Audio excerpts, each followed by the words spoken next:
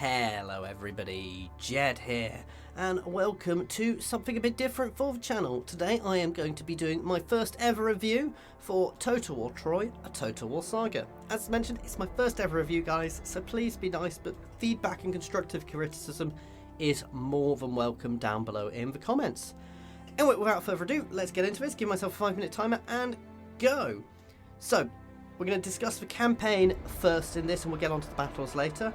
To start with, the campaign map is gorgeous. It's a lovely, gorgeous campaign map.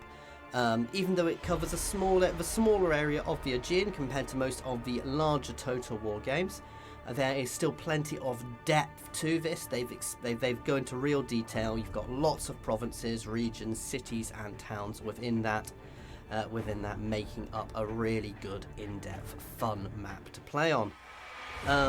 As you may notice from the screen as well, you also now have multiple different resources which you've got to manage. Wood, food, bronze, I keep saying copper instead of bronze, I don't know why, stone and gold. These are all used for different things, such as building different types of buildings, recruiting units, and maintenance for your units. Food tends to be the main go-to resource, certainly for units, and bronze is for the sort of higher tier units for recruitment and upkeep, as well as some do use gold. This also leads to a far more in-depth settlement system, because different settlements produce different things. Certain settlements are rarer than others, such as bronze settlements.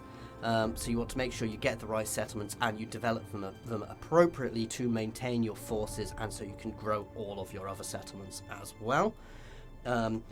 I do also find if you want to have a large army and be aggressive, you are generally running a negative, certainly for food, which means you've got to have constant diplomacy going on, trading resources with people to be able to maintain your sort of aggressive army if you want to, or even to defend yourself, to be fair. Which also pushes you more into that diplomacy system.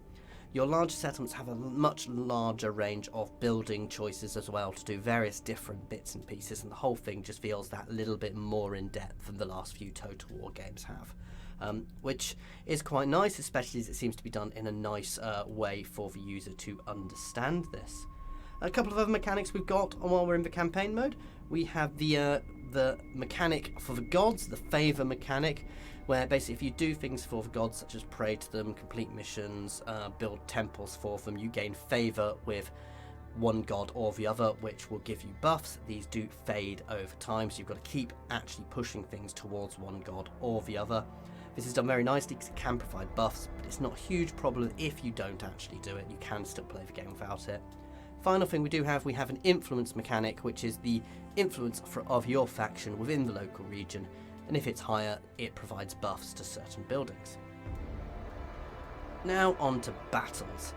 It's a Total War game, it wouldn't be a Total War game without battles. We've got a great variety of maps to play through here. They all have lots of various different terrain types. Generally, I find there's lots of rocks and crags and quite a lot of maps, which means you can quite regularly use these to your advantage to help give yourself the tactical advantage, or use to help you maneuver and defeat your enemy. Or, again, I guess against players in the future, they'd be able to do the same to you. Cities also have a nice variation, and you do, once again, have cities you can completely walled cities you can completely surround, as well as smaller settlements which all have various different layouts, which leads to a lot more complex battles and fights than before. Battles do feel nice and fast. They're not going on for too long, but they're not too fast. We've got a good troop variation. For a historical game, guys, this isn't Warhammer. We don't have millions of different units, but it's what you'd expect. You've got sort of your swords, spears, and ranged as your general units. I mean, in swords I include things like axe and club troops, because they do the same thing, and they all do what you'd expect. We do also have the mythic units, which add that little bit of an extra je ne sais quoi to the campaign and to the feel of the battles, but they also don't feel too overpowered. However, I haven't used all of them as of yet, in the campaign anyway.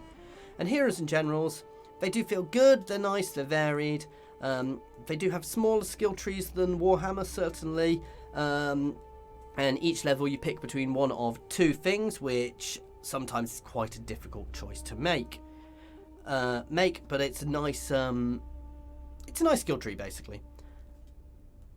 And in summary, basically there are some great new features in the game which add things such as having to manage multiple resources, which and that little bit of extra depth to towns and cities. It really does mean you've got to think about what you're doing much more than just getting as many denarii as possible out to buy your units. The truth behind the myth with the mythical units, basically, it still feels a little bit odd to me having these units which are meant to be mythical, but they do add a certain uniqueness to the game, and they are very fun to use in the battles with not feeling too overpowered.